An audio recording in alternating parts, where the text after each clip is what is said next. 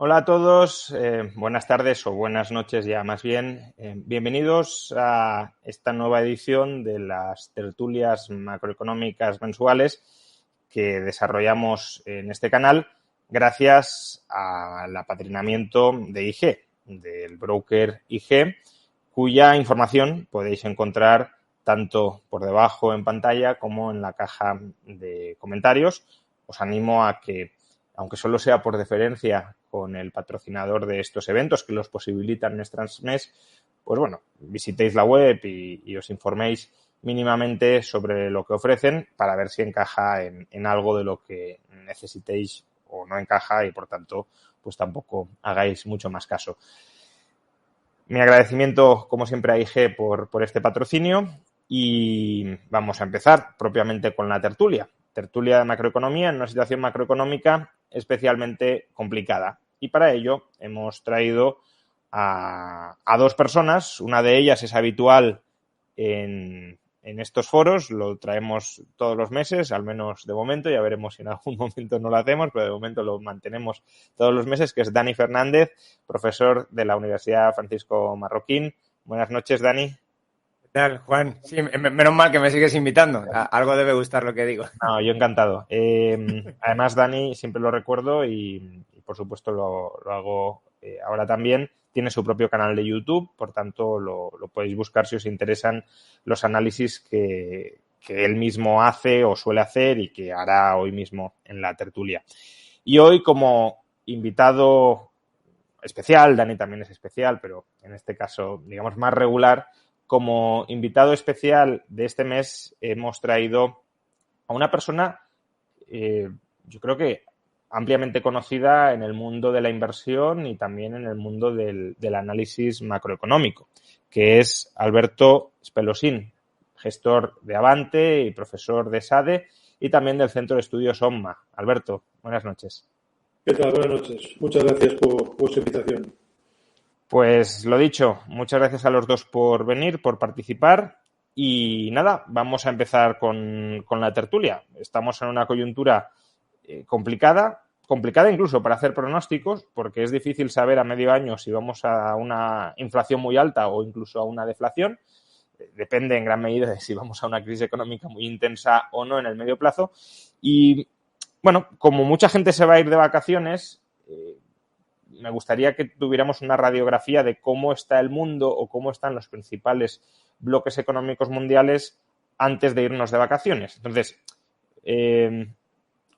hablemos sobre las tres principales economías del mundo: Estados Unidos, la Unión Europea o Eurozona y China. ¿Cómo está cada uno de ellos? Empecemos por Estados Unidos, que es quizá la economía que ha desatado en un primer momento toda esta oleada inflacionista, sigue siendo el motor económico del mundo, es la que está subiendo tipos de interés de manera más decidida, más agresiva.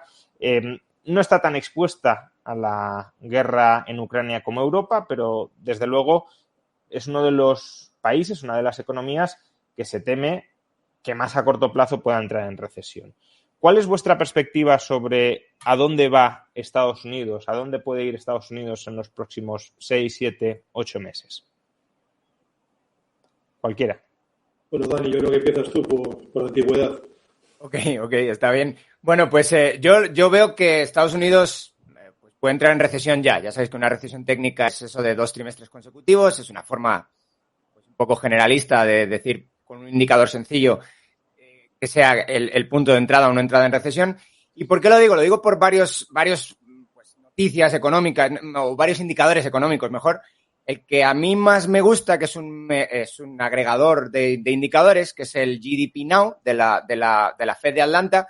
Básicamente lo que intenta hacer es ser una especie de GDP, o sea, de PIB constante, perdón, de una especie de, ni siquiera es una estimación de PIB, sino simplemente van saliendo datos constantemente, datos que están o son parte directamente del PIB o muchas veces están muy correlacionados con el PIB y usualmente tiene un margen de error relativamente amplio cuando empieza la estimación trimestral, pero cuando se va acercando al punto final de la estimación trimestral, el margen de error va siendo cada vez menor. Ese indicador nos dice ahora mismo, todavía no sabemos en los datos del segundo trimestre de 2022, pero ese indicador nos da ahora mismo que cae la economía norteamericana un 1,6%. ¿Es mucho o poco? Bueno, no es una caída brutal, pero desde luego ya sí es la segunda caída consecutiva. Entonces, al menos oficialmente, Estados Unidos entraría en recesión. Y luego, si uno ve los subindicadores, es decir, lo que alimenta este indicador compuesto, pues se ve que algunas, pues precisamente aquellas cosas que son las que más usualmente se vinculan a la recesión económica son las que están cayendo con más fuerza, como por ejemplo la inversión privada, es uno de los indicadores que más está lastrando, es este metaindicador. Y luego, y ya me callo rápido, los PMIs. Los PMIs han sido una sorpresa y una sorpresa muy negativa. Los PMIs usualmente, bueno, pues estaban dando información un poco contraria a esta que yo estoy diciendo ahora, pero ahora ya no. Los últimos pues PMIs de julio están, bueno, también es verdad que son de julio, pero están dando una información ya de que la economía norteamericana se está contrayendo. Una cuestión, Dani, sobre lo que has comentado de que el GDP Now anticipa una caída del 1,6%, por aclararlo, es una caída anualizada del 1,6%, entiendo, no intertrimestral. Lo digo porque, claro, el dato sea distinto, se suele dar distinto en Europa y no es que Estados Unidos caiga un 1,6 y Alemania caiga un 0,1 o un 0,2. Sería equivalente más o menos a una caída intertrimestral del 0,4 para entendernos. Alberto, ¿tu diagnóstico sobre Estados Unidos? Bueno, yo creo que todos los indicadores de actividad, como ha dicho Dani, es obvio que estamos en niveles de crecimiento muy bajos. Entrar en recesión o no dependerá en gran parte de qué pase de aquí a noviembre en la situación geopolítica. Estamos en una situación para mí bastante binaria. Podríamos tener por bases comparativas pues cierta alegría en el sentido de que si el petróleo rompe la zona de los $195 de forma decidida, podríamos ver el precio del petróleo en la zona de $80 en octubre.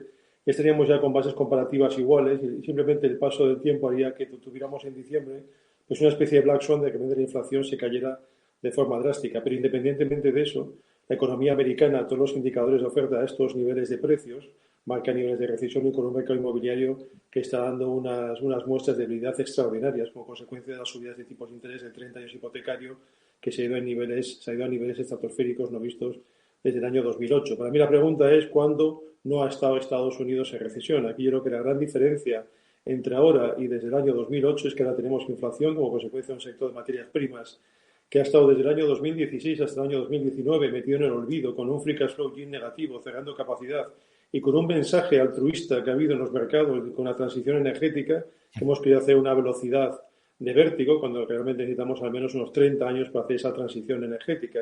Eso provocó cierres de capacidad y está provocando en gran parte esta subida especialmente del petróleo, del gas y del carbón.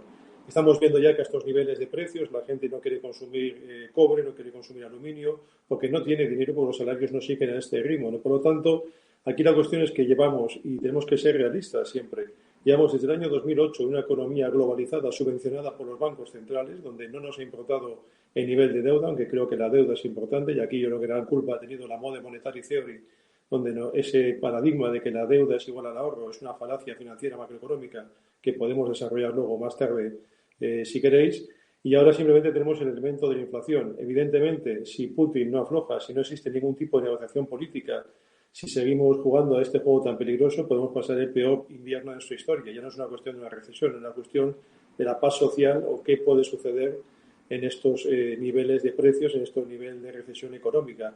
Ahí todos los bancos centrales automáticamente dejarían su retórica de subir los tipos de interés o de intentar normalizar lo que es difícilmente normalizable en el mundo que nos toca de aquí en adelante y tendrían que empezar a utilizar otra vez instrumentos de política monetaria. De hecho, lo mejor es el Banco Central, que ha subido 50 puntos básicos los tipos de interés del Banco Central Europeo, pero realmente nos ha dicho que va a utilizar todo el bazooka monetario que necesitemos, con el nombre que le quieras poner al programa. Esta vez ha tocado el programa TIP, ¿no? Luego le ponemos otro programa distinto, pero aquí la cuestión es que necesitamos esa subvención monetaria sí o sí. Lo que pasa es que se nos ha juntado este proceso de inflación, que aquí el profesor Gallo nos podría dar una masterclass si esto tiene efecto con la expansión monetaria o no. Para mí no ha tenido nada que ver la expansión monetaria de los bancos centrales con la inflación, sino más el destrozo que ha habido con el sector de materias primas en un periodo de 4 años con free cash flow yield negativo.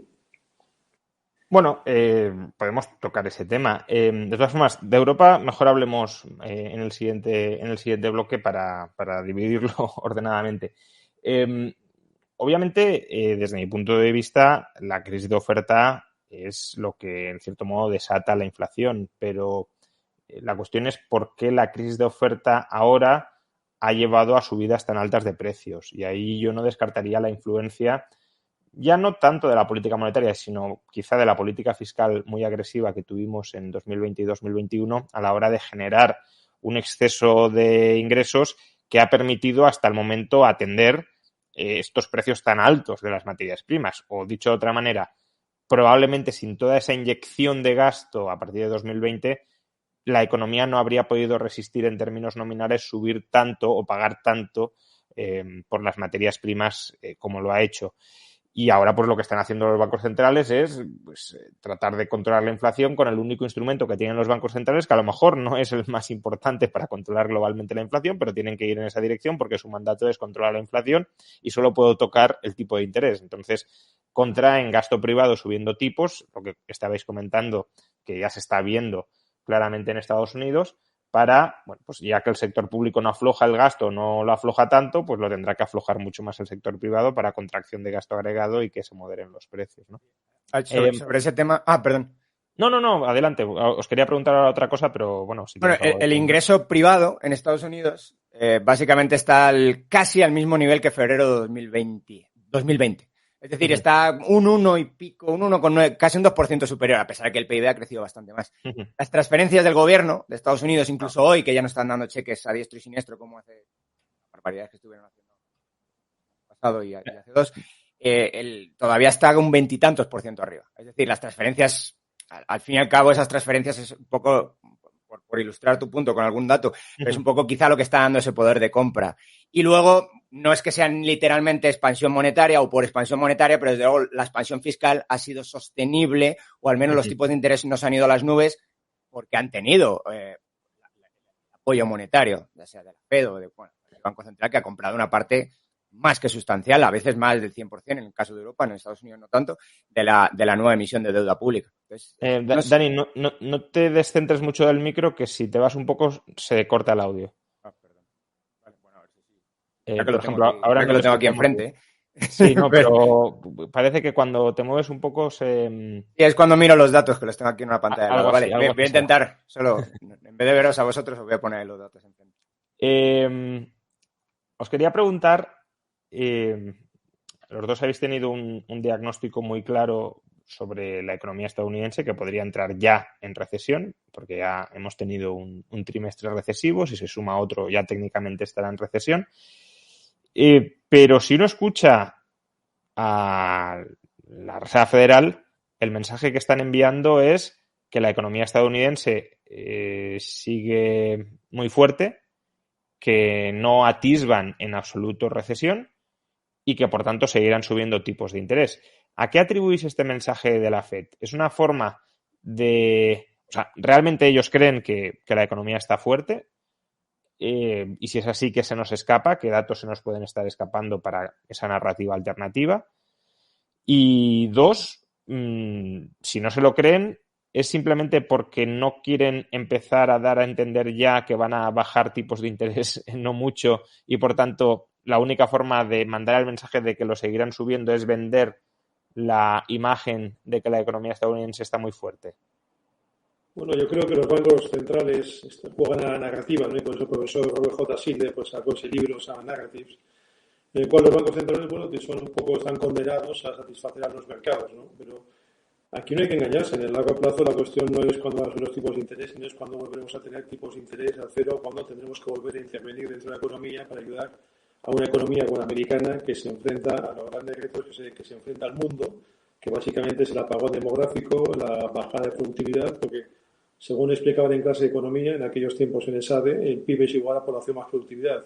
Cuando coges estos datos de los últimos 50 años y ves lo que ha aportado la población, la productividad, la población va a aportar básicamente un 75% menos, ¿no? Hay datos macroeconómicos en Estados Unidos que son fantásticos, como el mercado de trabajo, pero hay que analizarlos también junto con el tema demográfico y el tema de la tasa de participación. Por lo tanto, son datos que pueden parecer que las cosas van bien, pero yo creo que en los próximos 18 meses lo que vamos a ver es una contracción de márgenes muy importante, una situación de los beneficios empresariales de contabilidad nacional de la NIPA muy distintos a lo que podemos ver en el S&P 500 y unos niveles de precios que si siguen creciendo los salarios y los salarios crecen al mismo ritmo, que no va a suceder, pues va a producir cierto descontento social y evidentemente cambio político de gobierno, cuando venga alguien y diga pues que pasaremos una economía que no paga impuestos, que esa es la medicina que ahora todos los políticos quieren tener, ¿no? Mientras que nadie te dice lo que hay que hacer es pues adelgazar la situación del Estado, cosa que en Estados Unidos quizás es el Estado más light, ¿no? Pero realmente los bancos centrales ahora tienen que tener esta narrativa, pero en el fondo lo que yo haría sería confiar en que los tipos de interés van a bajar a niveles muy bajos, porque el mundo es muy complicado que se escape del efecto de la deuda, del efecto de la demografía, del efecto de la digitalización que sustituye al factor trabajo, del efecto de la deflación de salarios en un entorno de globalización y del efecto de descompensación de divisas. Son 5 Ds, las 5 cosas que he dicho empiezan por el 5D, yo le llamo la bruja de las 5 Ds, y esa descompensación de divisas es que otros países tienen que devaluar 70-80% cuando hacen política monetaria ultra agresiva, cosa que nosotros por el momento no sucede, ¿no? Pero quizás yo creo que avanzamos hacia un mundo en que tendremos los tipos de interés controlados, como ha hecho el Banco Central japonés, ¿no? Con su programa de Yield Curve Control, que ha hecho el bono japonés, no se mueve de más 0,25 menos 0,25, y el yen, bueno, pues que vaya donde haga falta para mantener esta situación. Pero estamos condenados en el largo plazo, con este sistema monetario que tenemos actualmente, a irnos a tasas de crecimiento muy bajas, y eso supone en el largo plazo tasas de tipos de interés muy bajas, inflaciones bajas, en consonancia con ese crecimiento bajo. Es decir, Alberto, tú prevés que vamos a regresar a, llamémoslo así, trampa deflacionista en la que estuvimos en la década pasada. Básicamente es la trampa de la deuda. La deuda es la amputación de la mejora de la productividad y el crecimiento económico a largo plazo. Y entonces yo creo que estamos condenados a eso. Y todo esto se solucionará el tema de las materias primas. Estamos en una situación geopolítica muy compleja, pero en el largo plazo, cuando se normalice, lo estamos viendo ya en las fuertes caídas de muchas materias primas, excepto petróleo, gas y carbón, pues todo esto se normalizará y volveremos a la realidad, que es un mundo globalizado, deflacionario, donde tenemos que seguir subvencionados por los bancos centrales porque nosotros no somos capaces de pagar con nuestro cash flow este estado de bienestar que hemos adquirido durante los últimos años desde la Segunda Guerra Mundial. Pero en ese mundo globalizado en el que estábamos y que esa era claramente una fuerza deflacionista muy importante, la guerra en Ucrania y la guerra comercial contra China y el posible riesgo de desglobalización no puede influir en algo en esa ventaja deflacionista que teníamos, que era una deflación sana en ese caso, de importar productos a precios competitivos y por tanto que eso mantuviera a raya la inflación. O por ejemplo, también ligándolo un poco con este proceso de desglobalización que estamos viendo, gran parte del tensionamiento salarial y del mercado de trabajo que se vive en Estados Unidos se debe a la escasez de mano de obra, y la escasez de mano de obra se debe en gran medida a que durante los últimos 2-3 años se ha paralizado en seco el flujo de inmigrantes desde la perspectiva estadounidense que acudían al país. Si vamos también a un mundo de desglobalización, de fronteras más cerradas, con menos flujos migratorios, todo eso no puede influir en que quizá la situación claramente deflacionista que teníamos la anterior década no vuelva exactamente durante los próximos años. Y añado otro ítem que se me había olvidado, la transición energética. Si profundizamos todavía más en la transición energética y vamos a costes energéticos todavía más caros, no puede ser ese otro factor que nos diferencie de la anterior década de energía relativamente, porque hubo años de energía muy cara, pero de energía relativamente barata o accesible. Dani, por favor. Muchos elementos juntos. Sí, o sea, si el tema es las energías no van a volver al punto donde estábamos antes, quizás sí, pero es que yo no creo que haya una alternativa a corto plazo. Entonces, como no la hay, pues probablemente pues un poco lo que está haciendo Bélgica ahora, ¿no? Nuevas centrales, no cierra las centrales nucleares. Al final, la lógica económica, o es eso o es una muerte económica, vamos, casi en directo y a muy corto plazo. Y eso no creo que nadie esté dispuesto a aceptarlo por el tema energético. Luego, sobre el tema de la inflación o deflación, pues yo no sé, o sea, la idea de por qué hay inflación o deflación es un tema puramente vinculado a la deuda. Es decir, si la deuda va a crecer mucho, pues en principio pues haríamos un mundo más inflacionario. Sobre todo si la deuda privada se va a estancar porque se estanca la productividad, que es un poco el punto creo que estaba haciendo Alberto, pues seguiremos en un mundo deflacionario prácticamente medio muerto, pero vamos, medio muerto porque no hay actividad económica y no hay nueva deuda. Y toda la deuda nueva simplemente es una especie de innovación, de renovación de la deuda anterior, que tiene que estar a tipos bajísimos para que no se impague y para que no tengas un default. Pero si vas a tener también un déficit fiscal muy fuerte para sostener el estado de bienestar, yo esperaría, por ese lado al menos, una inflación, por un deterioro de la solvencia del Estado, deterioro que, bueno, ahora vamos a hablar para Europa, pero que en algunos sitios ya es más que patente, claramente. Pues, ahora mismo de Italia. Dani, ahora se te ha cortado el audio. Ahora creo que se te escucha, pero que se te ha cortado como 10 segundos. No sé dónde estaba, pero la idea es, si es el Estado el que va a tener que seguir con déficits fiscales sin mucho miramiento de los ratios financieros, en algún momento va a haber quiebras. Y cuando haya quiebras, usualmente las quiebras, sobre todo quiebras soberanas, están muy vinculadas más bien a todo lo contrario, más bien a una inflación, porque básicamente la moneda hoy en día no es muy diferente a la deuda pública en el sentido de que es un pasivo del Estado, es del Banco Central y todo eso, pero el Banco Central es un apéndice más del Estado. O sea, yo creo que Dani toca un tema que es sin duda interesante, ¿no? Las perspectivas de Alberto y de Dani son, vamos, lo ha compatibilizado también Dani, son bastante complementarias porque Alberto hace hincapié en las fuerzas deflacionarias que vienen desde el sector privado y también cómo el sector privado reacciona al exceso de deuda pública que se ha ido acumulando, eso también.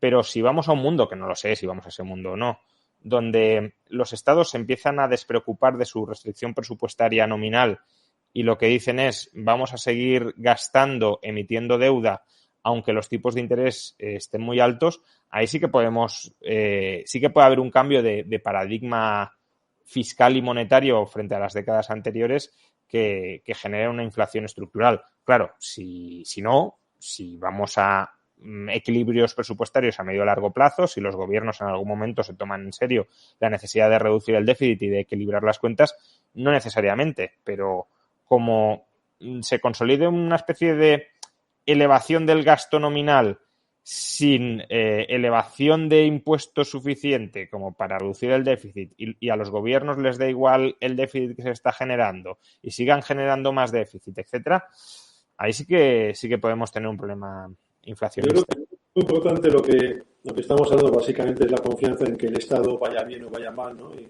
el Estado al final tendría que retribuir de forma segura el ahorro de las personas, ¿no?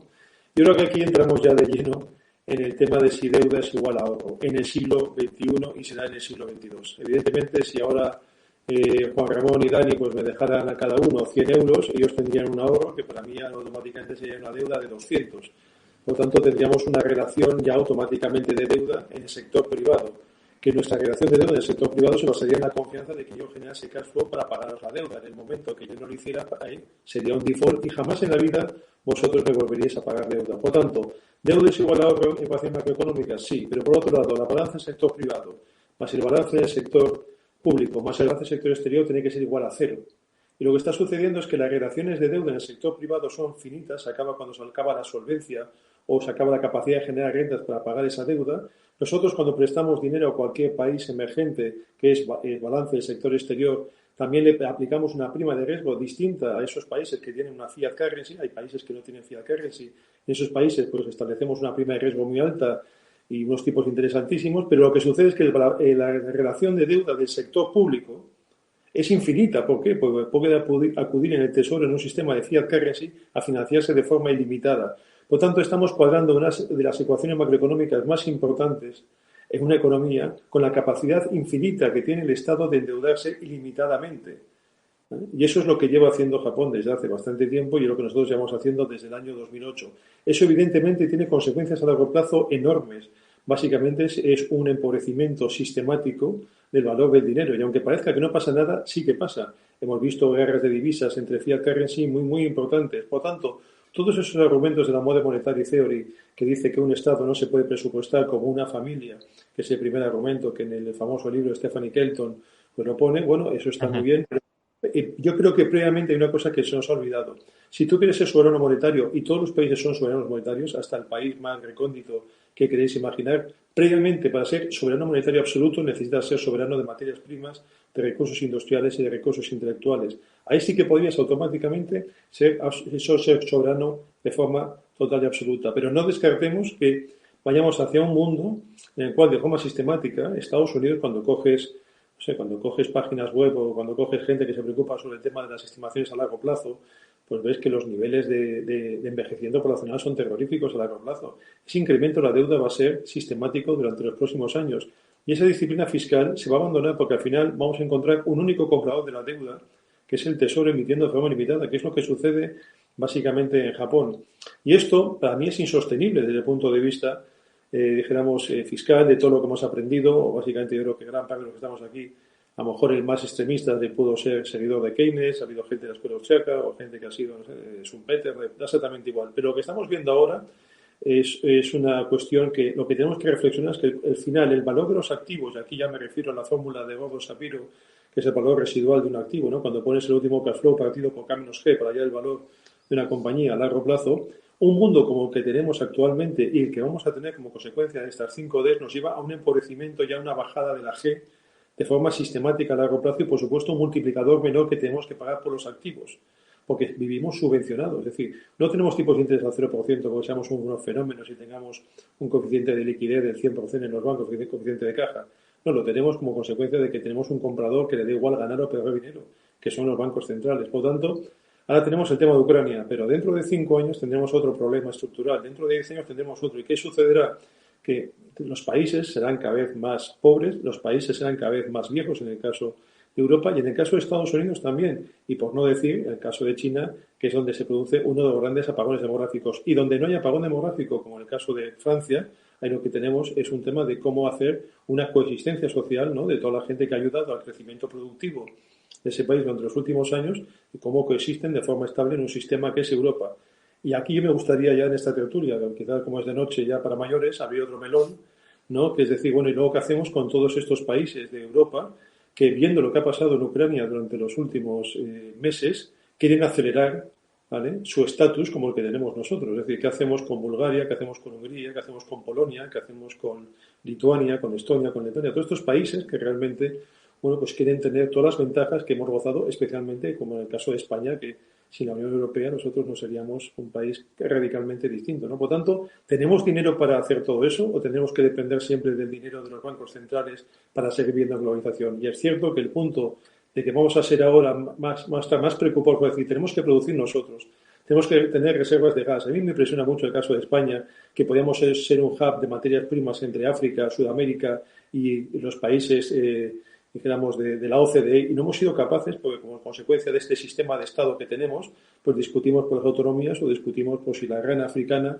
está en un sitio donde le puede perjudicar que haya pues una planta de regasificación de gas, que ahora nos vendría estupendamente bien a todos. Por lo tanto, son reflexiones muy, muy serias que nos llevan a un empobrecimiento sistemático a largo plazo. Vamos a pasar ahora a Europa, dado que también Alberto estaba orientando hacia ahí el tema, pero solo un comentario, porque me ha hecho gracia lo que decía Alberto de, claro, si tú tienes soberanía monetaria, pero no tienes soberanía energética, soberanía alimentaria, etcétera, eso no vale para nada. Bueno, casualmente, todos conocéis el caso de Sri Lanka. Dani incluso ha publicado un vídeo muy instructivo en su canal. Bueno, pues Sri Lanka ha sido el primer país del mundo cuyo banquero central textualmente ha dicho que estaban aplicando las ideas de la MMT. Y claro, después del colapso del país han salido los economistas de la MMT diciendo no, esto realmente no nos representa, porque claro, no solo necesitas ser soberano monetario, también tienes que tener soberanía energética, soberanía alimentaria, claro, sí, soberanía de todo. Entonces, si no te falta de nada, puedes decretar la autarquía, el gobierno puede hacer todo lo que quiera con la moneda, porque habrá recursos sobrantes para todos. Pero claro, en un mundo real donde esas condiciones no se dan, se puede aplicar la MMT o no, ¿no? Bueno, que es que no, claro. Vamos al caso de Europa. ¿Qué similitudes y qué diferencias le veis a Europa con respecto a Estados Unidos? Quiero decir, Estados Unidos es una economía que a mi juicio estaba mucho más recalentada de lo que estaba Europa. Sin embargo, las tasas de inflación no se diferencian mucho, por tanto puede que aquí el componente en Europa de la inflación de costes tenga mucho más peso que en Estados Unidos, pero si es así, si estamos en Europa ante una inflación derivada de un shock negativo de oferta, lo que vamos a ver también en breve en Europa es una recesión. Porque, es decir, si la inflación sube porque hay carestía de productos esenciales para reproducir la economía, pues vale, sí, suben los precios de los productos esenciales y te estrangula la economía al mismo tiempo. Entonces, ¿está también Europa a las puertas de una recesión por razones distintas a Estados Unidos? Porque aquí los tipos de interés solo han empezado a subir ahora y de manera muy moderada. ¿O tenemos algo más de cuerda? ¿Hacia dónde vamos, Dani? Bueno, yo veo que aunque el Banco Central Europeo no haya subido intereses hasta antes de ayer, en cualquier caso, cuando se restringe liquidez global, y eso el que manda es el dólar, los tipos de interés suben de todos lados. Ya habían empezado a subir antes y los temas de financiación los está sufriendo todo el mundo. No los está... Está otra vez el problema del micro. Intenta quédate hierático. Bastante que... Bueno, me voy a poner lo más cerca posible, perdón.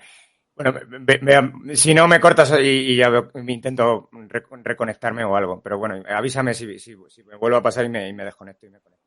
Sí, el caso de Europa, entonces, a ver si ahora consigo hacer el punto. El caso de Europa es, aunque no haya subido los tipos de interés hasta hace 2 días, el caso de Europa da un poco, o sea, no es que da igual, evidentemente, pero, o sea, al final Estados Unidos empieza a hacer política monetaria restrictiva. Y Estados Unidos, pues es el que maneja, no es el que maneja toda la liquidez del mundo, pero es el que maneja una parte importante de la liquidez del mundo. Me estoy quedando parado otra vez. No, bien. Ah, vale. Ok, entonces, la idea es, si Estados Unidos restringe liquidez, los tipos de interés de medio mundo empiezan a subir, y es lo que ha pasado pues en España, es lo que ha pasado, bueno, llevan subiendo los tipos de interés un tiempo, ahora han parado un poquito, pero llevan subiendo un tiempo antes de que el Banco Central Europeo hiciera nada. Luego, algún tema concreto que tiene Europa. El tema energético nos pega muchísimo más fuerte en Europa que en Estados Unidos. El precio del gas en Europa es aproximadamente 5 veces. 5 veces se dice pronto. Tienes que pagar 5 veces más por cada unidad de gas que consumes en Europa que por cada unidad de gas que consumes en Estados Unidos. Y en Estados Unidos está muy alto. En Estados Unidos se está quejando todo el mundo del precio del gas con razón y está generando problemas allí también. Pues imagínate los problemas en Europa. Entonces, es posible, ahí como tú dices, que simplemente quizá la raíz del problema es la misma, pero está lloviendo sobre mojado en Europa, es decir, es mucho más fuerte en Europa el problema. Luego, es verdad que la tensión sobre materias primas, excepto las energéticas y no todas, está bajando bastante, de hecho. Es decir, precios de commodities de metales, todas o casi todas en caída libre. Precio de commodities alimenticias también todas en caída libre. Caída libre no en términos interanuales necesariamente, algunas sí, pero en caída libre desde el pico que fue pues más o menos a mediados. Bueno, tengo aquí varios apuntados, pero no quiero mirar a la otra pantalla que si no... Eso. No, pero bueno, desde el pico que aproximadamente marzo, abril, mayo, dependiendo de cada commodity ha sido en un momento o ha sido en otro. Entonces, ya hay una especie de deflación de materias primas, si lo quieres ver así, que se está trasladando de forma quizá muy lenta a precios. Es verdad que los precios subyacentes, por ejemplo, ya están bajando. Bueno, perdón, no están bajando, esto es una barbaridad. Están desinflacionándose. Sí, o sea, están disminuyendo la tasa de crecimiento. Entonces, bueno, eso es un buen indicativo de cómo va a ir el futuro. De hecho, yo creo que precisamente aquí hay un tema también puramente de demanda. La demanda, ahora vamos a hablar de China también, yo creo que China tiene mucho que ver aquí. La demanda de commodities, porque estamos llegando a una recesión, la demanda de commodities se está yendo para abajo. Es precisamente por la demanda y quizá no tanto, hay que ver cada commodity en concreto, pero no tanto por factores de oferta. Entonces, yo creo que y esto hemos hablado ya alguna vez en el canal tuyo, Juan, si los bancos centrales tenían que elegir o en general el mundo, entre recesión e inflación, parece que nos estamos yendo al lado de la inflación, de la recesión, y la inflación está empezando a, si bien no disminuir, sí desde luego está empezando a caer la tasa de crecimiento. O sea, no lo hemos observado hasta ahora, pero sí es previsible que en los próximos meses veamos esa desinflación. Lo digo porque tanto en Europa como en Estados Unidos están en máximos y en España también de inflación. Sí. Pero la subyacente no, y los precios de producción todavía, porque estos van con más retardo, no tenemos los del último mes, pero viendo cómo se están comportando las commodities, pues lo más probable es que los precios de producción ya no estén creciendo al 20, al 30, porque estaban creciendo al 20 o al 30%, depende. Estados Unidos 20 y tantos y en Europa el 30. Entonces, creo que ese indicador va a ser el que empieza a bajar y luego va a ir poco a poco arrastrando al resto. Yo creo que evidentemente en Europa tenemos una carga impositiva altísima dentro de las materias primas para financiar este estado que tenemos mucho más complejo que el americano. Y yo estoy de acuerdo con Dani, o sea, las cifras son obvias, caídas del 40% desde máximos de prácticamente todas las materias primas. Lo que hemos visto en el tema de los cereales, de la negociación de Rusia, ha sido muy, muy relevante. Aquí esto muchas veces nos olvidamos que los socios, entre comillas, ¿no? Que la gente me entienda, pues Egipto, Turquía, India, han dicho, oye, cuidado con el tema de los cereales porque nos puede generar una primavera árabe en nuestros países, es un tema muy, muy serio, ¿no? Por lo tanto, bueno, eso también es una noticia muy positiva para el tema de los cereales. Por lo tanto, si alcanzáramos algún tipo de acuerdo, porque aquí el gran punto es qué va a hacer Alemania, que Alemania es quizás la que la tenga más complicado desde el punto de vista de los precios del gas, porque ahí sí que podemos tener una recesión si no llegamos a un acuerdo altísimos. Ahí podemos estamos viendo como todos los países productores de petróleo están haciendo todos los esfuerzos. Arabia está poniendo, Arabia Saudita, toda la carne en el asador. Yo creo que Irán puede ser un actor que también está jugando con el tema de la geopolítica con Estados Unidos, pero Irán podría añadir algún 1,5 millones de barriles al día en el mercado, a pesar de que la demanda pues sigue en máximos más de 100 millones, 102 millones de barriles. Entonces yo creo que nos podemos encontrar con noticias muy positivas en cuanto a la inflación a medida que las bases temporales vayan siendo más positivas para nosotros. Pero evidentemente dentro de Europa tienes muchos actores. Tienes el actor alemán ahora es el más importante porque es evidentemente el país que mejor está desde el punto de vista de deuda, de déficit y es básicamente el motor de Europa que tiene que solucionar sí o sí. O sea, yo diría que la clave, la importancia de la economía mundial de aquí a noviembre que empiece el invierno yo nunca había encontrado una situación de este tipo tan binaria. Bueno, podemos encontrar los que gestionamos, los que hacemos macroeconomía para aplicarla a un fondo de inversión o para tomar decisiones de inversión todos los días delante de una pantalla de Bloomberg. Bueno, pues estamos en una situación muy, muy compleja porque es que yo puedo ver el petróleo perfectamente en la zona de $75, como igual lo puedo ver en la zona de $150. Todo depende de un chasquido de geopolítica. Pero los bancos centrales, a mí la medida del Banco Central Europeo es que el balance está en máximos históricos. Entonces, el mundo no se va a colapsar en Europa porque el Euribor vaya del +1 al menos uno. Da exactamente igual. Aquí lo que importa es que evitemos que el bono italiano haya pasado del 0,5 al 4,2%.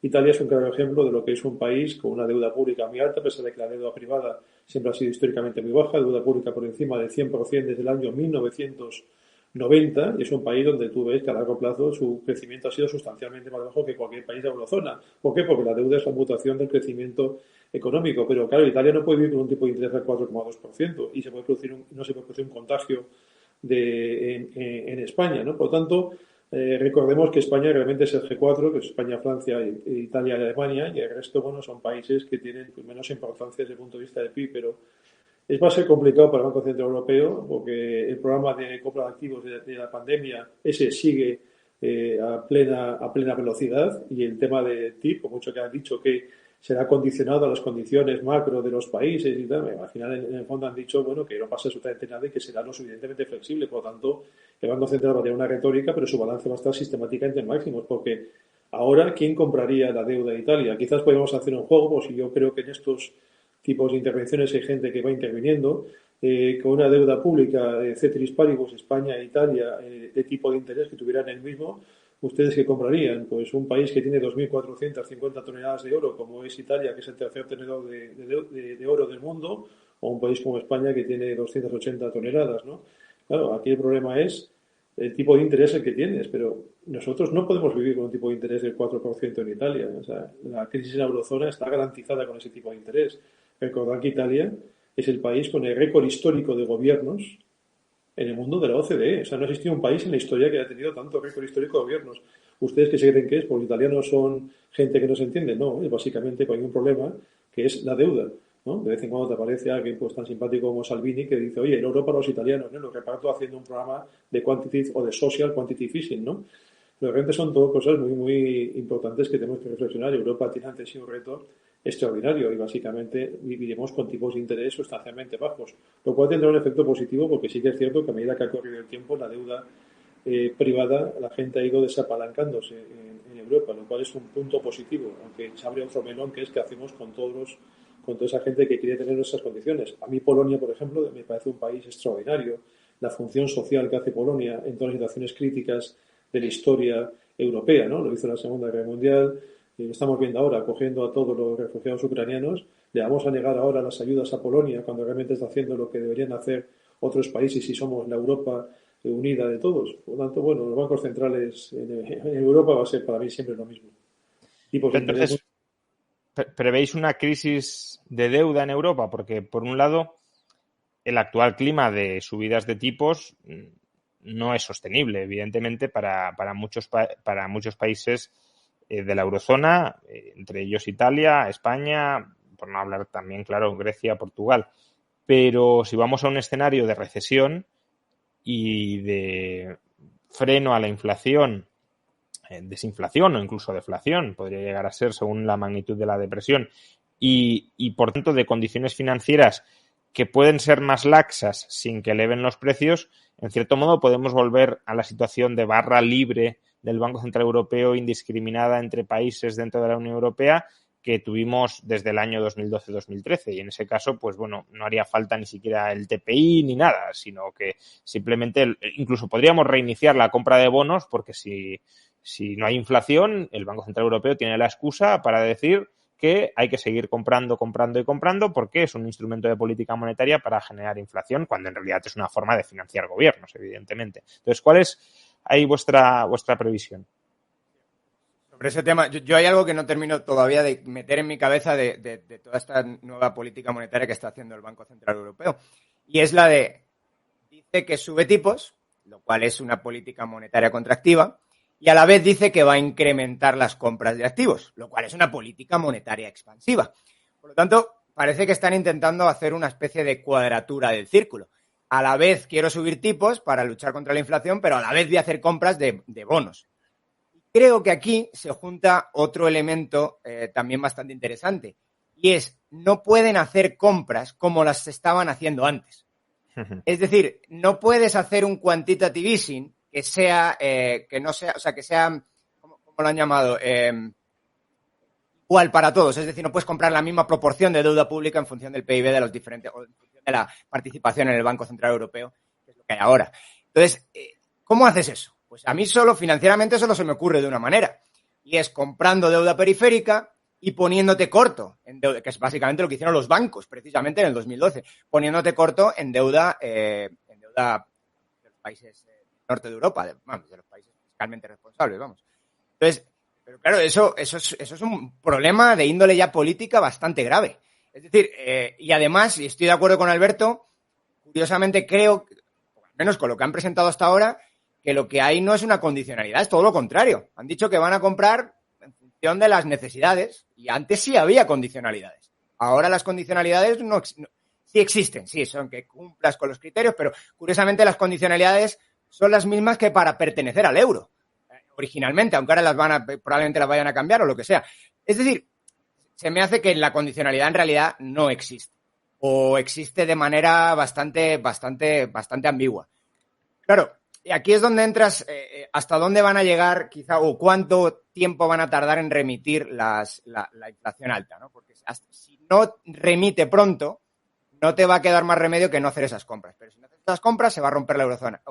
Perdón, es demasiado grave. Pero se van a romper el diferencial de tipos, lo que han llamado ahora fragmentación financiera, que es básicamente lo que ya entendíamos antes como primas de riesgo, que se disparan. Entonces, yo no veo una salida fácil a esto, porque no existe, de hecho. Y la única salida fácil es una salida políticamente increíblemente comprometida, que es la de soltar bonos del core para comprar bonos de la periferia. Bueno, hombre, la salida es que si volvemos a la recesión y a las políticas monetarias expansivas, ahí se acabó el problema político, que es convivir inflación con crisis de deuda, ¿no? Esa es la combinación que el Banco Central Europeo no sabe manejar. Ahora, deflación con quantitative easing, bueno, eso más o menos es seguir tirando de crédito alemán a través del Banco Central Europeo para rescatar países. Alberto. Yo creo que los japoneses nos llevan unos 20 años de model monetario theory por delante de nosotros, y creo que tenemos que entender muy bien qué pasó en Japón en comparación con Europa. En Japón, pues básicamente, siempre la gente habla del 260%, aunque en términos de deuda neta es sustancialmente menor, aunque sigue siendo unas cifras por encima del 160% aproximadamente. Pero los japoneses se encuentran en una situación donde ahí todo el programa de compra de activos que ha habido durante los últimos 20 años ha estado basado para mantener a favor del trabajo y, dijéramos, en contra del capital, entre comillas, ¿no? Nosotros en Europa hemos tenido una situación que la globalización ha afectado mucho más negativamente al trabajo que al capital, mientras que allá en Japón lo que hicieron fue proteger mucho más al trabajo que al capital. Y eso se puede muy bien en sectores productivos como la tecnología, donde tienes todavía bastantes compañías que no se han consolidado, ¿no? Y nos ha producido esto ya sé que es un poco complicado, ¿no? Un incremento de la tasa de paro, que es lo que necesitaría ahora Japón para que el capital volviera otra vez a invertir de forma razonable y pudiera poner en marcha el proceso económico. Por lo tanto, a mí lo único que se me ocurre dentro de la sostenibilidad o lo insostenible, que es lo que le llamo yo esto, aquí ya la decisión particular de cada uno, que es uno, confiar en el Estado o no, dos, qué tipo de activos tengo que comprar, aquí ya cada uno tiene que entender qué es el dinero, en qué formato lo quiero tener, cómo lo quiero tener y dónde lo quiero tener. Existen muchísimas formas de dinero que no son los billetes. Los activos prime van a seguir valiendo muchísimo. Hay otro efecto muy importante en el mundo y lo estamos viendo especialmente en Madrid, que puedes ver cómo hay miles y miles de personas que quieren convertir una no fiat currency en una fiat currency y son generadores de inflación en el mercado inmobiliario. Eso es una cosa que estamos viendo, que igual que lo veíamos en su día en Londres, aunque a lo mejor por el tema de... Lo vimos en su día en Barcelona, en los años 90, cuando era la ciudad más europea que teníamos en España. Entonces, todos estos efectos son efectos muy importantes que vamos a tener que empezar a entender, ¿no? Yo creo que al final la solución de Europa, dentro de esta locura monetaria que para mí no tiene ni pies ni cabeza, pero la vuelta atrás es una vuelta atrás durísima que nos llevaría, como para mí, a una cosa que nunca habríamos en la vida, sería lanzar eurobonos, ¿no? Yo creo que si queremos ser realmente Europa, lanzar eurobonos, ¿no? Eurobonos te olvidarías de hacer estas cosas que dice Dani, ¿no? De hacer por un lado el programa de compra de activos de pandemia, balance en máximos históricos, hacer ahora el Transmission Protection Instrument y tal, esas tonterías. Hoy haces un eurobono para todos exactamente igual. Claro, esto lleva ya a que los países que tienen una fortaleza financiera, es decir, los países que en una hipotética disolución del euro se apreciaría su divisa, como puede ser Holanda, Austria, España y tal, dirían, oiga, ¿esto me interesa o no me interesa? Pero realmente la única solución que queda es esa, porque no nos podemos permitir otra vez ver al bono italiano en la zona del 4,2, 4,3%. Eso es completamente absurdo, ¿no? Recordar la memoria financiera es súper corta, ¿no? Recordar que tenemos dos países como son Grecia y Chipre, que yo no os voy a hacer como macroeconomistas que me digáis si vosotros pensáis que están en default o no están en default, o están al baño María, o están invernando voluntariamente, o en situación están. Pero realmente Europa, yo creo que vamos a acabar en una japonización. Es muy importante que para mantener el sistema de fiat currency y llegar a su eurobono mantengamos la paz social, porque una fiat currency se caracteriza porque tienes un sistema democrático estable con separación de poderes ejecutivo, legislativo y judicial, y misteriosamente, como consecuencia de la desigualdad de asignación de activos de los bancos centrales, hemos visto una descompensación muy importante entre capital y trabajo, y de ahí han surgido todos los radicales de Europa. Por lo tanto, yo creo que la gente tendría que empezar a entender que se tienen todos que atenuar en sus ideologías para seguir siendo fiat currency, porque si no tenemos un problema muy, muy importante, y seguir con este sistema pues que nos lleva a un crecimiento muy bajo y que cada uno vaya aprendiendo a tener otros tipos de activos que proteja el dinero a largo plazo, porque esto no va a ser fácil durante los próximos 10-15 años. Una última pregunta antes de pasar a China. Bueno, que en realidad son dos. ¿Cómo veis algo que puede interesar quizá más a la economía aplicada o práctica de nuestra audiencia? ¿Cómo veis, por un lado, el Euribor? Es decir, el Euribor está subiendo al calor de las expectativas de subidas de tipos del Banco Central Europeo, pero si estamos diciendo que esas subidas se van a frenar por la recesión, el Euribor va a volver a bajar. Y por otro, ¿cómo veis el tipo de cambio euro-dólar? Porque, claro, si entran los dos en recesión y Estados Unidos deja de subir o baja más que Europa, pues a lo mejor cambian las tornas, aunque el caso del euro está también influido por otros factores no estrictamente monetarios, como el déficit comercial en el que ha entrado la eurozona y demás. Pero, ¿cómo veis estos dos factores? Bueno, yo creo que la posición ahora mismo, por un poco lo que estaba comentando antes también, la posición de Europa es más complicada, entre otras cosas, bueno, lo estaba comentando ahora Alberto, ¿no? Tiene que lidiar con muchas deudas de muchos lugares, mientras que Estados Unidos, pues oye, puedes quebrar el estado de Puerto Rico o California y pues ni se entera. Evidentemente, cuando hay problemas en el fisco, si hubiera problemas en la Reserva Federal, ya sí es otra cosa. Entonces, desde ese punto de vista creo que como todavía no hay solución para el caso de Europa, está en una situación mucho más complicada que Estados Unidos. Y luego, pues también tienes que durante algunos años Europa, o el euro, la zona euro más bien, emergió como un competidor o potencial competidor del dólar. Durante, al menos hasta 2008-2009, cuando ya empiezan a salvar indiscriminadamente a todo el mundo, el valor del euro se ve bastante claro. Ahora Alberto estaba hablando de Grecia. En cada salvataje a Grecia, el valor del euro se va hacia el suelo, porque evidentemente se entiende que están comprando activos de mala calidad. Y al final, pues uno compra activos de mala calidad, los pasivos son es la moneda, en el caso de los bancos centrales. Pues se va a ver contaminada de alguna manera. Entonces, desde este punto de vista, yo soy más pesimista con el euro que con el dólar.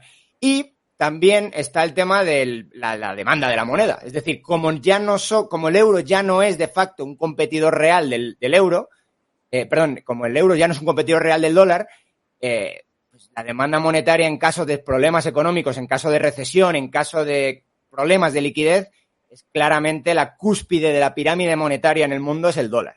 Y es lo que está haciendo que se aprecie contra todo. Pero contra todo es contra todo. Activos denominados en dólares o lo que se te pueda imaginar, puede pasar por la cabeza a ti ahora.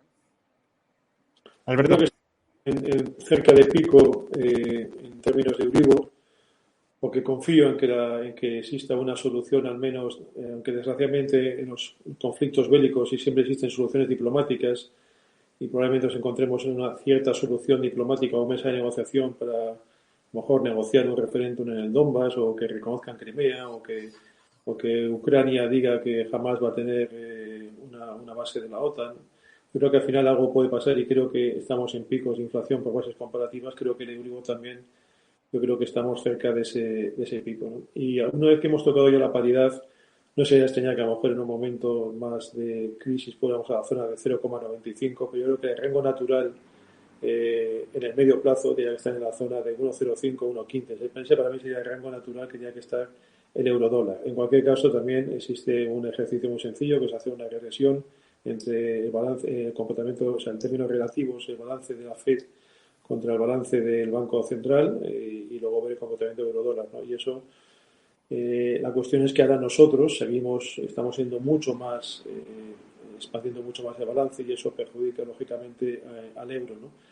Aquí también yo creo que el euro y el dólar, los bancos centrales tienen que empezar a reflexionar por qué hicieron las cosas que hicieron. Yo creo que nos sobraron básicamente 18 o 20 meses de quantitative easing cuando no hacía falta hacer quantitative easing en la época post-Trump, ¿no? Entonces, ahora cuando uno piensa por qué compañías súper solventes estaban financiando con tipos de interés al 0% para que compras acciones en bolsa, los que trabajamos en bolsa básicamente también hacemos macro, nos hacían los ojos chiribillas, ¿no? Decimos, ¿cómo es posible que exista este desajuste cuando realmente luego en la sociedad, cuando uno va a pedir un préstamo, pues tiene unas condiciones monetarias completamente distintas, ¿no? Por lo tanto, los bancos centrales tienen que aprender también a que si quieren que su divisa sea fuerte, tienen que demostrar a la sociedad que ellos son fuertes y sobre todo lo tienen que demostrar en que son buenos asignadores de dinero creado de la nada y repartirlos de forma ecuánime entre capital y trabajo y no generar estas inequidades que han generado durante los últimos años. Bueno, vamos a ir ya terminando, que llevamos casi una hora de tertulia, pero hay que pasar al último bloque, que es China. ¿Cómo está China? Porque, a ver, hemos hablado bastante en este canal sobre la situación económica china y es difícil de conocer porque, bueno, no estamos allí y no deja de ser importante conocer desde dentro la sociedad china y la economía china para poder opinar, pero además, estando fuera, los datos no son de la calidad metodológica y de la transparencia que deberían ser para tener una opinión fundada. Pero bueno, hemos hablado de la quiebra de Evergrande, de cómo eso puede afectar a la solvencia de la banca china, cómo puede afectar también al gasto de las familias chinas a la hora de consumir y también a la hora de invertir en segundas viviendas, de cómo eso afecta a los precios del mercado inmobiliario. Hemos hablado también de cómo el Partido Comunista Chino en los últimos años ha cortado muchas cabezas de empresarios o de capitalistas que estaban desarrollando el país para de alguna manera imponer el aquí mando yo y que no os creáis que sois demasiado. Y hemos hablado de cómo el PIB chino pues se ha ido frenando, ¿no? En los últimos años y claramente también en los últimos trimestres. En los últimos días también hemos visto noticias de algún banco chino que ha declarado un corralito, suspensión de pagos, que ha reconvertido parte de sus depósitos en activos financieros de la entidad para no permitir su conversión inmediata en dinero. Dani antes mencionaba que gran parte de la clave del hundimiento, la desaceleración, incluso caída del precio de las materias primas, estaba en las dificultades económicas de China y en la falta de demanda de China para invertir para importar, consumir materias primas dentro de su proceso de producción. Dani, ¿cómo está China ahora mismo? Pues bajo mi punto de vista, China está ahora mismo sufriendo bastante. Y se puede ver, o sea, al final es un poco lo que tú estabas comentando, ¿no? ¿Qué datos hay, qué datos tenemos y en qué datos confiamos? Y no en muchos, la verdad. Lo que sí podemos ver son cosas pues muy fuertes que pasan a veces, como una quiebra del mayor promotor inmobiliario del mundo, como pues quiebras ya de veintitantos, o sea, ya no es uno, no dos, tres, ya no eran quiebras, porque Evergrande era muy grande, es verdad, pero estaban ciudades secundarias de China, pero ya están quebrando los de las ciudades primarias de China, que es algo que parecía que la burbuja no estaba pasando ahí. Es decir, ya tenemos esos indicadores que nos dicen, no indicadores, perdón, señales que aparecen por ahí. Luego, pues hace poco conseguí algunos indicadores que son los de ventas de vivienda en China, actividad del sector chino, que parece ser, están tan mal presentados en China que yo creo que los presentan y pasan un poco desapercibidos a veces. Uno es el último dato que yo tengo es mayo 2022. La venta de vivienda ha caído año con año un 32%, casi 32%. Pues esto no es un pinchazo, una burbuja, que baje Dios y lo vea. No solo la venta, porque a veces uno podría pensar, bueno, pero ha sido por las políticas de restricción del COVID, ¿no? Que han metido a la gente, han encerrado a la gente, y como encierran a la gente, pues no han podido hacer las compras, algo así. Ya, pero es que no solo se ha caído la venta, sino que se está cayendo todo lo demás. Se está cayendo la venta en espacio. Se está cayendo la venta, se está cayendo el precio de venta. Esto es importante también, porque uno podría pensar, bueno, se cayó la venta en espacio y ya está. Pero el precio de venta sigue plano. No, la venta está cayendo en picado también. El precio de venta, perdón, está cayendo en picado. Otro indicador de burbuja. La actividad del sector. ¿Cuántas nuevas viviendas se acaban y cuánta nueva vivienda se inicia? Y la nueva vivienda que se acaba está cayendo como un 15 o 16%, pero la nueva vivienda que se inicia está cayendo un 30 y tantos. Es decir, la cifra de actividad también está por los suelos. Más interesante todavía, la financiación. El sector no solo el sector bancario, esto es financiación general, de cualquiera que esté financiando a los desarrolladores. Se está cayendo tanto No, ahora se te escucha, se ha cortado un momento. Se está cayendo tanto en el caso de la financiación, como digo, se está cayendo tanto la financiación, por ejemplo, de proveedores. Los proveedores, esto ya lo hemos hablado también en tu canal, los proveedores llevan ya bastante tiempo diciéndole no te financio más a los desarrolladores inmobiliarios. Se está cayendo la financiación bancaria, está en el suelo. De hecho, ya el sector, como la banca china es casi toda pública, de hecho tengo por ahí un dato que es un proxy, pero no es el mejor proxy, pero 92% de la banca como tal, no sector financiero, es público en China. Ya el Partido Comunista está dando órdenes, ya directamente órdenes a los bancos, financiad para que terminen la vivienda, porque el problema que está ocurriendo también es un montón de vivienda no terminada. Entonces, pero en cualquier caso, financiación que recibe el sector inmobiliario para construir, menos 26% también en comparación con el año anterior. Por cierto, todos estos datos los he dado con relación a la situación donde se recuperó el nivel pre-COVID, para que no haya un problema de la base, ¿no? Entonces, todos estos datos son ya bastante comparables con situación, por ejemplo, 2019. Más cosas importantísimas, el sector bancario chino. El sector bancario chino, su cantidad de activos es superior, por ejemplo, a la capitalización del mercado de todo Estados Unidos. Todas las empresas públicas de Estados Unidos valen menos que el sector inmobiliario chino. Cotizadas, por si... Cotizadas, sí, públicas, cotizadas. Perdón, sí, públicas, pero cotizadas, nos referimos. O sea, no de estatales, sí.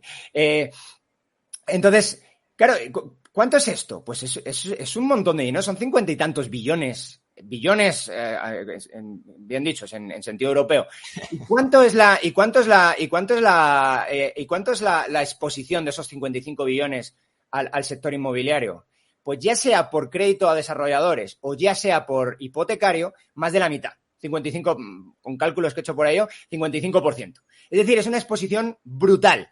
Y ahora, claro, porque hay gente que dice, bueno, no pasa nada, porque el Banco Central de China, pues va, o el Estado chino va a hacer un rescate, ya sea monetario o va a hacer un rescate fiscal de China. Pues el problema es si puede hacerlo. Y yo creo que no puede hacerlo. El PIB de China no da para hacer un rescate fiscal del sector financiero. Y los activos del Banco Central, menos. No consiguen cubrir ni una pequeñísima parte del problemón que tienen vinculado al sector inmobiliario. Es verdad que en el sector inmobiliario no va a valer todo cero, pero vamos, con que caiga la mitad del valor, se te genera un agujero de 2 veces el PIB o 1,5 veces del PIB de China, que eso no es rescatable realmente. Y yo creo que es una de las razones por las cuales, como tú ya has comentado, de momento es un problema que es en unos bancos pequeños, pero ya están indicando un poco lo que quiso hacer Europa con Chipre. Que antes hablaba Alberto con Chipre, ¿no?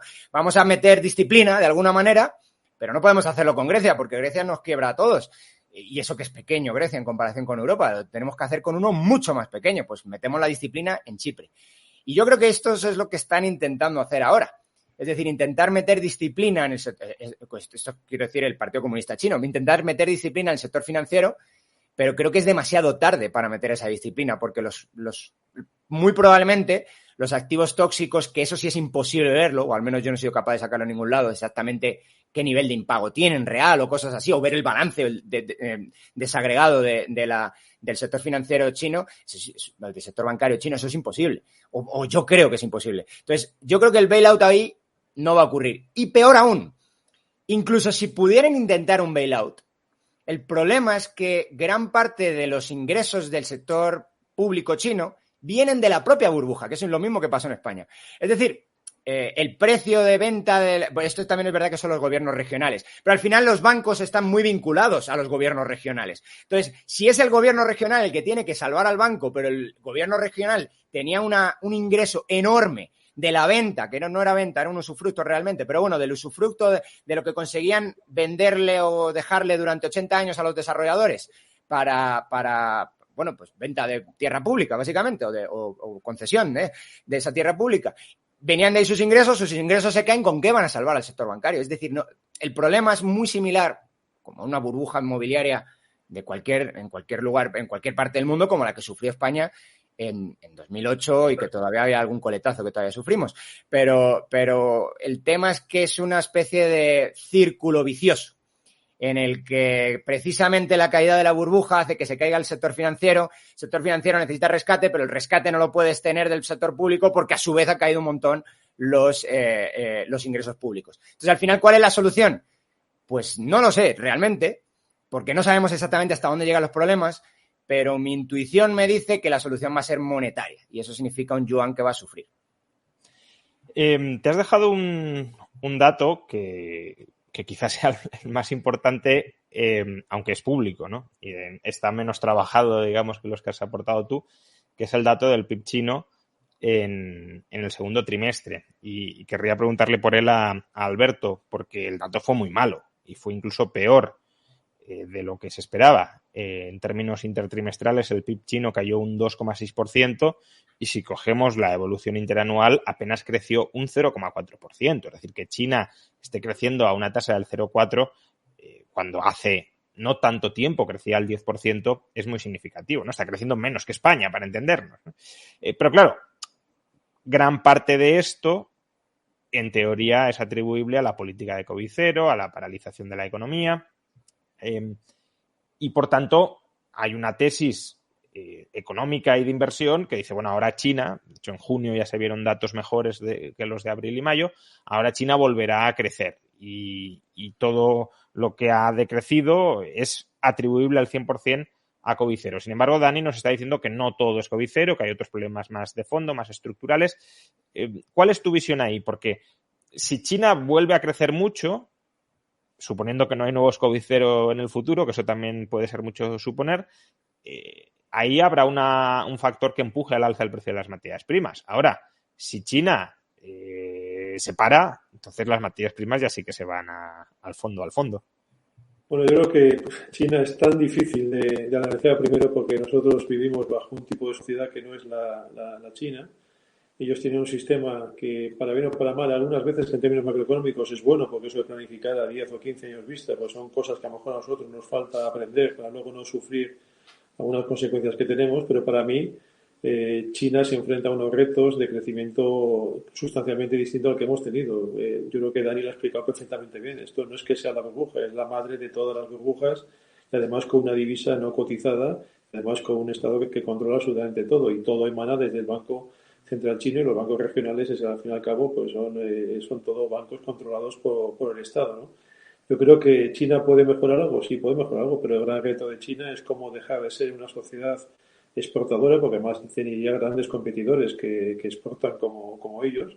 Nosotros, nuestra demanda va a ser sustancialmente distinta y ellos van a tener que generar esa economía de demanda. No es la transición que desde muchos años llevan haciendo de una economía de exportación a una economía de demanda. Eso lleva consigo crecimiento de salarios, lleva una estructura, digamos, democrática distinta, lleva unos márgenes empresariales distintos y yo creo que eso China no está preparado. Pero es que el problema para mí a largo plazo es que China, cuando mira las estadísticas de la ONU de crecimiento de población o gente que va a cumplir más de 65 años, es que creo que son unos 450 millones de personas que van a cumplir más de 65 años.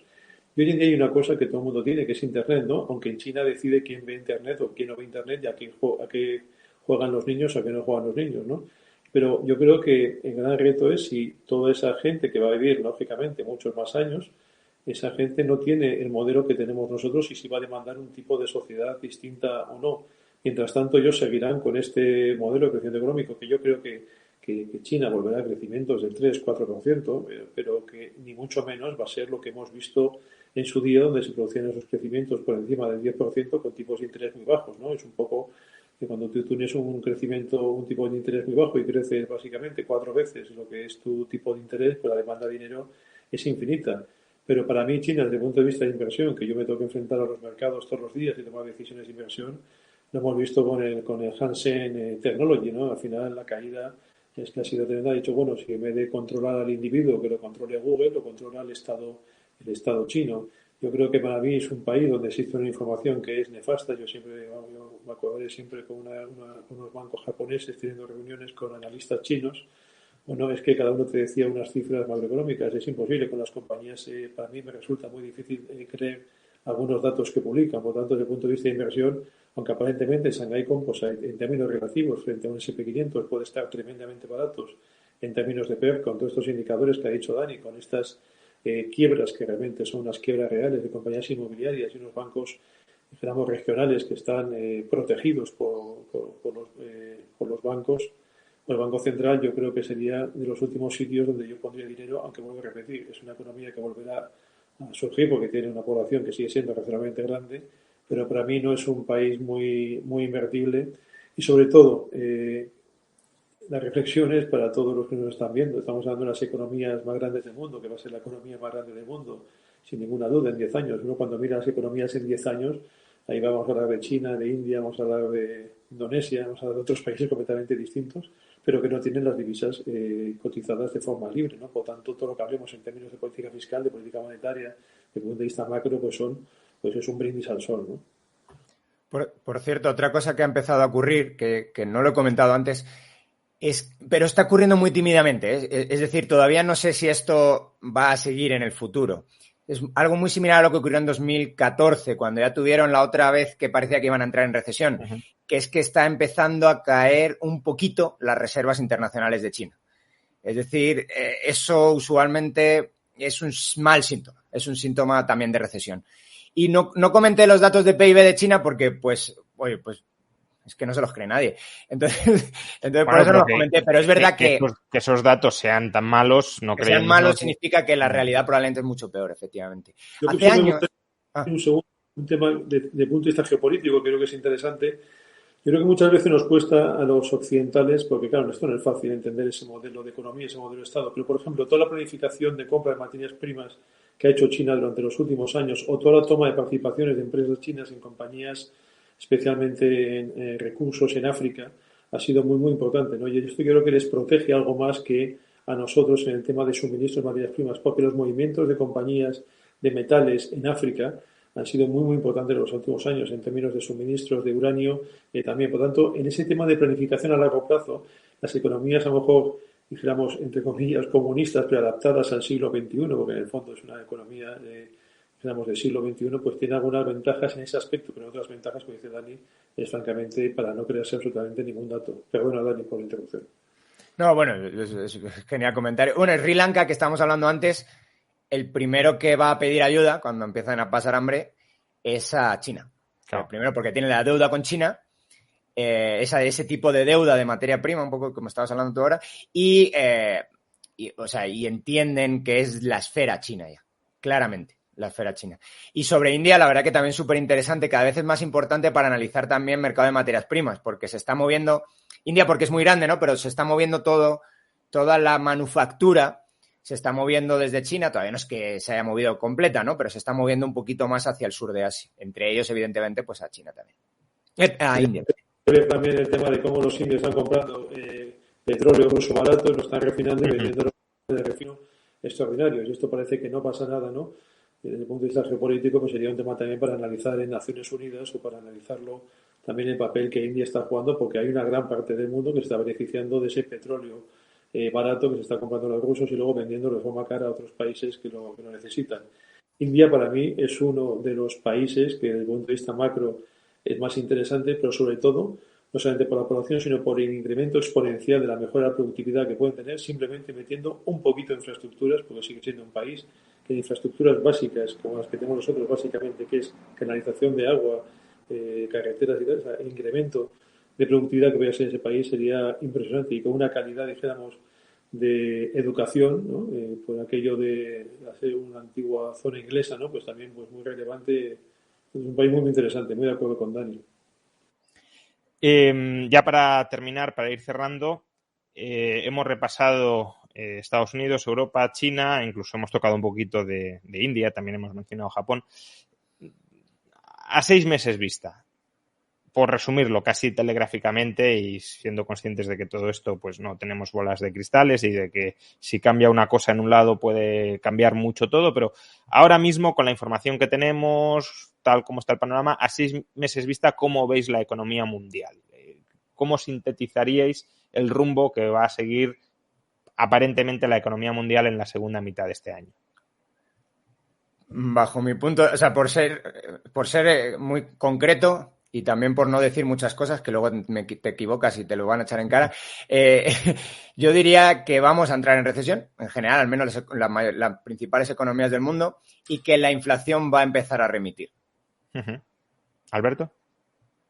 Yo lo voy a hacer desde el punto de vista de los mercados financieros, que es lo que muchas veces utilizamos de termómetro para empezar los telediarios o las noticias, ¿no?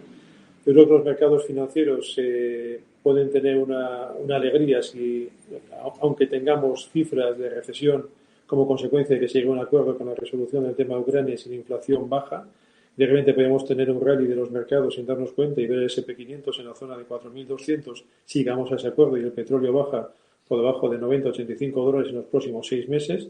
Pero si el petróleo se va a la zona de $150, tendremos una recesión muy, muy severa y ya tendremos una caída adicional de los mercados para llegar a ver el S&P 500 en la zona de los 3.000, 2.800 puntos y con los bancos centrales cambiando radicalmente el discurso y focalizándose única y exclusivamente en bajar los tipos de interés, ¿no? Por tanto, es una acción bastante binaria, pero yo creo que vamos a tener datos horrorosos desde el punto de vista macro y ahora vamos a ver las publicaciones de márgenes empresariales de compañías, que las cifras ya que estamos viendo son muy, muy malas, podemos ver datos muy malos, pero el termómetro va a ser qué es lo que pasa con Ucrania y ahí los mercados pueden tomar de repente una dirección distinta a los datos macroeconómicos que vemos o ya tener, dijéramos, un periodo muy, muy negativo de mercados donde se tengan que tomar soluciones drásticas.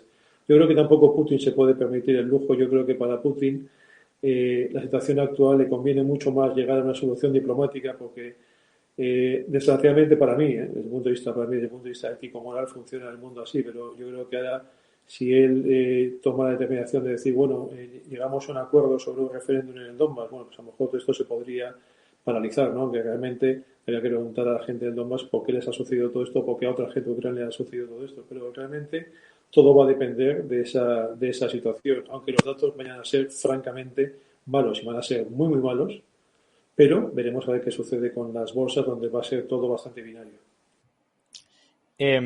Destaco un mensaje del chat de Edgar Fernández. Los beneficios de las empresas no se han revisado todavía. Las bolsas cotizan a múltiplos de media del ciclo con beneficios que todavía no han sido revisados a la baja, que se revisarán. Lo destaco porque, bueno, al margen de que encaja perfectamente con lo que estaba diciendo ahora Alberto, este martes que viene tendremos a Edgar en el canal en una nueva tertulia que presentaré y que inauguraremos sobre mercados financieros aquí mismo, en este canal de YouTube. La anunciaré mañana, pero bueno, ya que Edgar está por aquí, pues aprovecho para comunicarlo. Poco más. Creo que alguno comentaba que a 6 meses vista se contentaría con que se solucionaran los problemas de audio, pero yo creo que al final, justamente cuando ya se han solucionado los problemas de audio, pues tenemos que terminar. Ya hemos superado la 1:15 de tertulia, ya pasan las 11 de la noche. Creo que la gente que se vaya de vacaciones y haya escuchado la tertulia, pues quizás se va un poco más preocupada, pero más preocupada por estar bien informada, probablemente, que eso siempre es un punto a favor de prepararte para lo que puede venir y protegerte frente a ello. Muchas gracias, Alberto. Ha sido un placer tenerte por aquí y conocer tu perspectiva de los mercados, porque es una perspectiva macro, pero muy apegada al mercado, y eso es muy, muy positivo y aporta mucho. Muchísimas gracias y hasta otra, que seguro que habrá más ocasiones. Gracias. Y Dani, pues lo de siempre. Muchas gracias por acompañarnos un mes más. Visitad su canal de YouTube si queréis conocer más de sus análisis y de su perspectiva. Y poco más. Ha sido un placer que al final el micro se haya solucionado y ya para la próxima lo tendremos bien calibrado. Sí, solo al final, perdón, de verdad que mil perdones. Pero la próxima vez seguro que ya va a estar todo solucionado, lo siento. Muchas gracias y hasta la próxima. Nos vemos. Y a todos los demás, pues lo dicho, nos volveremos a ver este martes en otra tertulia, en este caso de mercados financieros. Muchas gracias a IG de nuevo por patrocinar, por apadrinar todos los meses esta tertulia de macroeconomía y hacer posible, por tanto, que comentarios tan interesantes como los que hemos escuchado esta noche puedan llegar a vuestros ordenadores o a vuestros televisores. Así que os animo también a que al menos visitéis la página y echéis un ojo a qué tipo de servicios ofrece IG por si os interesan y poco más. Muchas gracias por acompañarnos un mes más y nos vemos el próximo martes. Hasta entonces.